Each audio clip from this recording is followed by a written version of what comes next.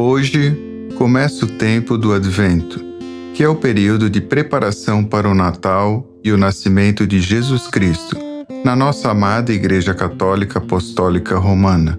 O Frei Rui sempre escrevia com muito cuidado as homilias do Advento.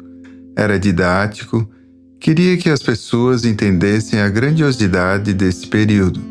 Nesta bela homilia que ele escreveu em 1975, o Frei Rui explica aspectos históricos e teológicos que enriquecem o nosso conhecimento e aumentam a nossa fé em Cristo.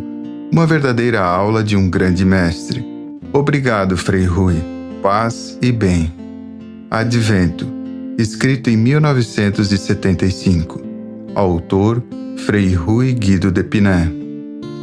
O mundo histórico, o mundo moderno, a nossa comunidade. O mundo no tempo de Cristo, antes dele nascer, não era melhor do que o nosso. Estava mergulhado numa desordem geral. Um verdadeiro mar de confusão, de problemas, de pecados. Confusão política, econômica, religiosa e social. Confusão política. Os romanos eram o povo mais poderoso do mundo. Por isto, através da força e do poder, iam abocanhando todos os países vizinhos. Os grandes exércitos de Roma devastavam tudo. Dominavam as cidades e povoados, e ali colocavam procuradores e governadores que fossem fiéis ao império. Todo mundo sabe que uma guerra não é feita apenas de pensamentos e palavras. Ela significa carnificina, matança enorme, sangue derramado de inocentes e culpados, famílias destruídas, propriedades tomadas, violência, ódio, revoltas, contra-ataques, desespero, etc. A pior consequência da ocupação dos romanos era a escravidão e exploração imposta ao povo. Alguns procuradores tornaram-se tão cruéis perante o povo que foram assassinados. Arquelau, filho de Herodes o Grande, foi substituído por causa de sua crueldade. Herodes o Grande mandou matar parte de sua família e grande parte de seus parentes porque o achavam severo demais. Ele exigiu o título de rei dos judeus, amigo e aliado do povo. Doravante, então, este povo vencido não era mais livre, tornava-se escravo. Pagaria, a partir de então, pesados impostos a um povo estrangeiro. Isso significa que enquanto a pátria fica mais pobre, o Império Romano ficaria mais rico. Seria a mesma coisa que se um estranho fosse lá na sua propriedade, ocupasse à força sua casa, obrigasse você a morar no paiol e fizesse de você seu empregado, trabalhando de sol a sol, com frio ou chuva, doente ou não. E depois de tudo isto ficasse ainda com todos os produtos e colheita. Isto deve deixar a pessoa meio louca, deve despertar um sentimento de vingança tremendo. Foi isto que aconteceu em toda a Judéia, em toda a Palestina, antes do Cristo nascer.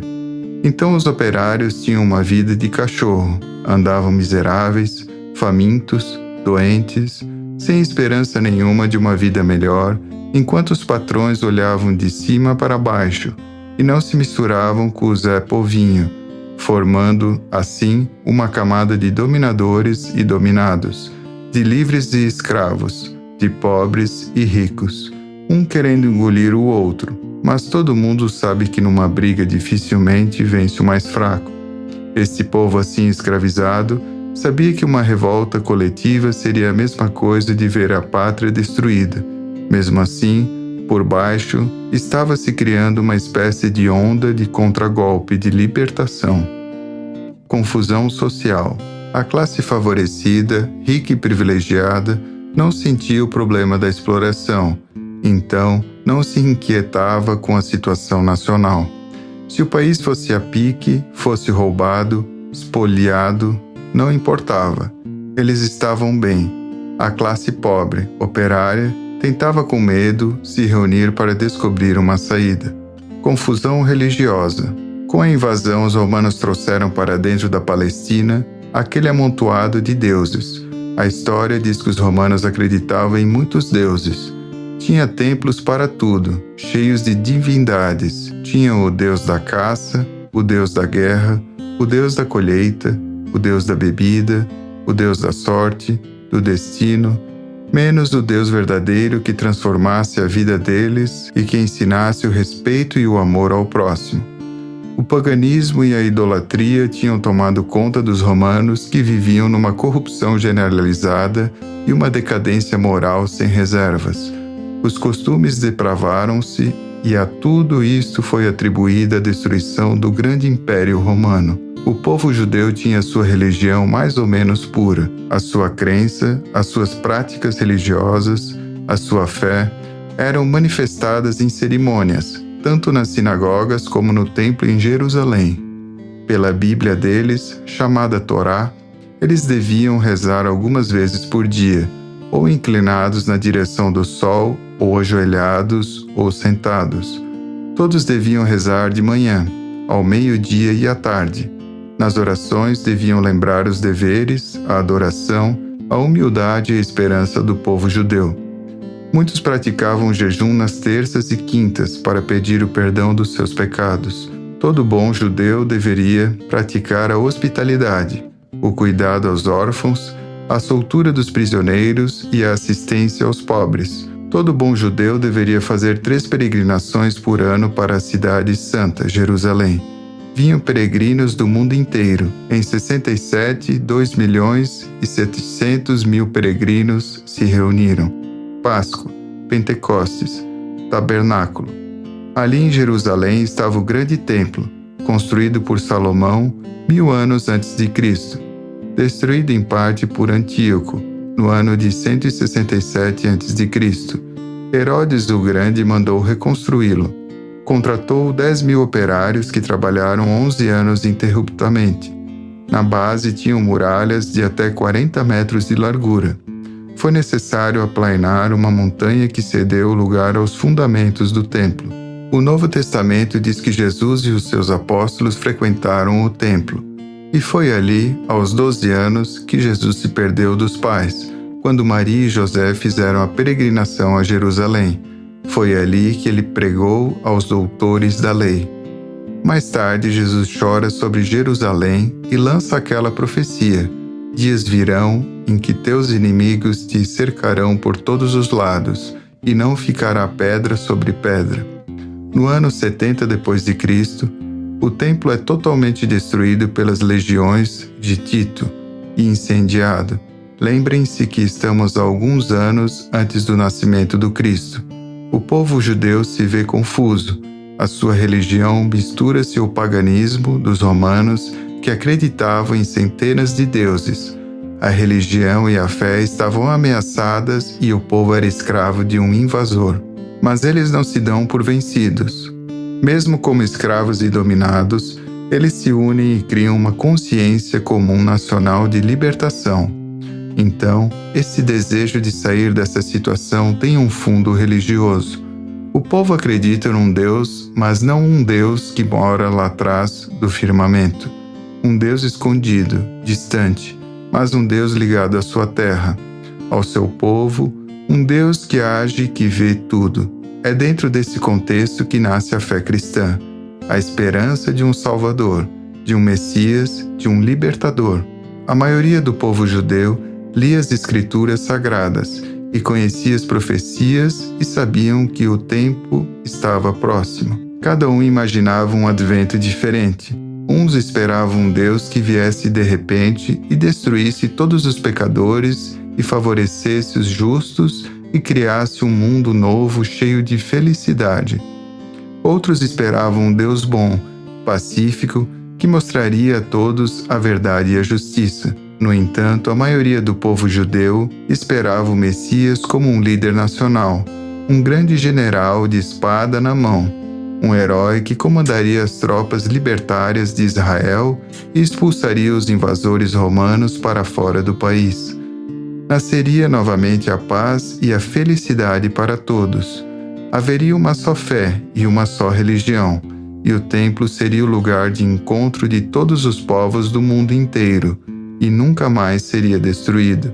Não haveria mais escravos e escravizadores, fracos e fortes, famintos e saciados, pobres e ricos, vencidos e vencedores.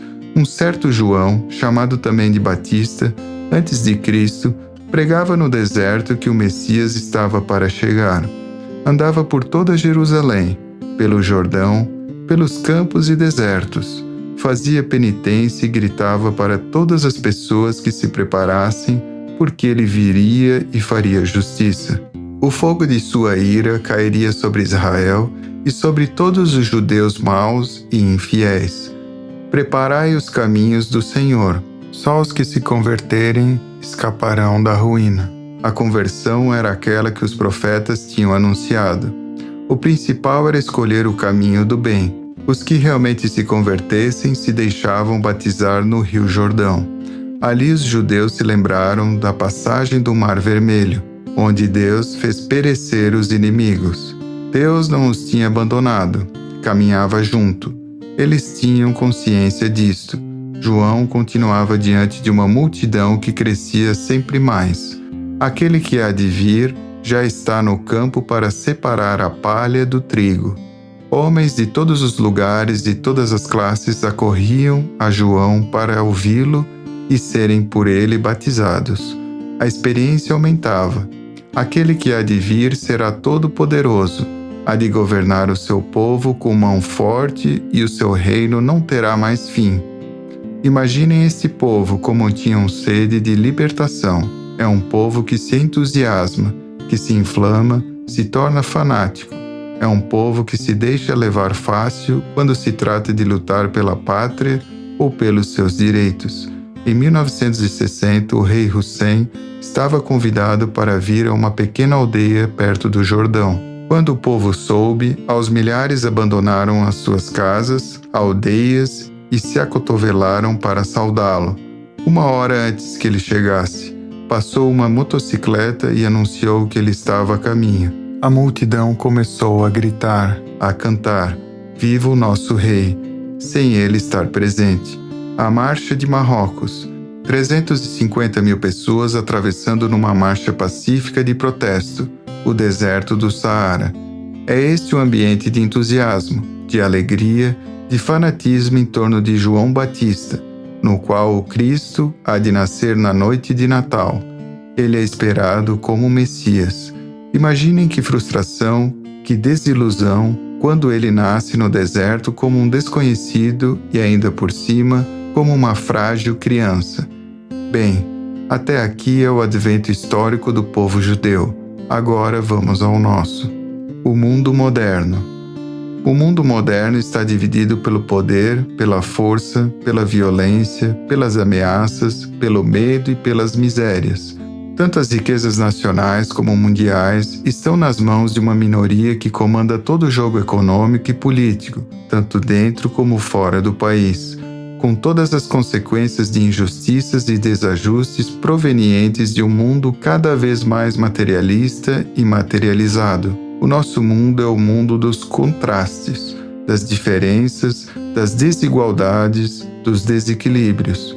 De 3 partes da humanidade, 2 passam fome. 2,5 bilhões de homens fazem parte da chamada geografia da miséria. Comem muito mal ou morrem cada dia de fome, enquanto nos Estados Unidos são gastos 4 bilhões de dólares por ano com cães, gatos e animais de estimação. 70% dos doentes no mundo não conhecem médico ou porque não têm meios para isto ou não há médicos nessas regiões. 750 milhões de pessoas vivem numa ignorância primitiva. São analfabetos, não sabem nem ler, nem escrever o próprio nome. São 750 milhões de pessoas que vegetam sem futuro, sem garantias humanas, sem segurança, alienadas, marginalizadas. É certo que cada um pode utilizar seus bens como bem entenda, mas ninguém tem o direito de enriquecer massacrando o seu semelhante. Uma estatística diz que só no Brasil gastam-se mais de 20 bilhões de cruzeiros só em fumo, e isso num ano, 20 bilhões por ano, sem se contar o que se gasta em bebidas alcoólicas, espetáculos, diversões, prostituição, etc. Quanto não se gasta dos cofres públicos num só carnaval em nosso país? Quanto não se gasta na organização de uma Copa do Mundo? Quanto não se gasta em armamentos ou em preparativos para possíveis guerras? Basta dizer que um só avião de guerra custa 50 milhões de dólares, que daria para entregar 50 milhões de tratores de campo se cada um custasse 1 milhão de dólares. Depois há a fome, analfabetismo, doentes desamparados, não por falta de meios, mas por falta de humanismo. É este o mundo cruel que o Cristo encontra para nascer. É esta sociedade humana que festeja mais um Natal, o Natal de 1975. Festejar o Natal é fácil, viver o Natal é o problema.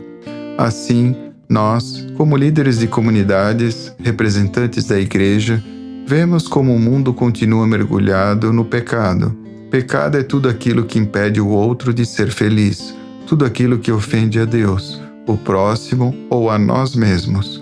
Há muitas espécies de pecado que fazem com que o Cristo vá nascer de novo num deserto, numa estrebaria, por não encontrar ambiente onde nascer. Desunião de famílias, brigas entre vizinhos, fofocas, mulheres enganadas, exploradas, namoro indecente, palavrões, tratamento grosseiro na família, pouca estima, desentendimentos contínuos, casais brigados que não se falam por muito tempo, moças que fogem de casa ou porque são irresponsáveis ou porque são maltratadas pelos pais, filhos que são tratados com brutalidade ou aos gritos. Quanta hipocrisia e falsidade muitas vezes escondemos por trás do nosso rosto? Inventamos coisa do nosso próximo. Em tempo de política, isso vira prato de cada dia. Enquanto nós não nos libertarmos de tudo isto e não ajudarmos o outro a libertar-se também, o Natal será sempre uma espécie de teatro e o Cristo continuará nascendo em Belém, no meio dos animais, em vez de nascer na nossa vida. Finalizando, todo ser humano alimenta dentro de si a esperança de uma vida melhor, libertação dos problemas, das doenças, dos conflitos, dos males, dos pecados. Quem tem uma dívida espera libertar-se dela. Quem semeia um campo espera ter uma colheita. O operário espera no fim do mês o seu salário. Quem casa espera ser feliz. Quem é pobre espera melhorar um dia. Quem é pequeno espera crescer. Quem está preso espera liberdade. Quem se desentende ou briga espera reconciliar-se. Quem está vivo espera viver sempre um pouco mais. Assim, o coração do homem é cheio de esperança de uma vida que pode um dia ser melhor. Que vamos fazer neste advento para que o Cristo continue a acreditar em nós que, bem ou mal, tentamos levar adiante o seu nascimento e a sua mensagem? A resposta é a vida que cada um leva. Fim.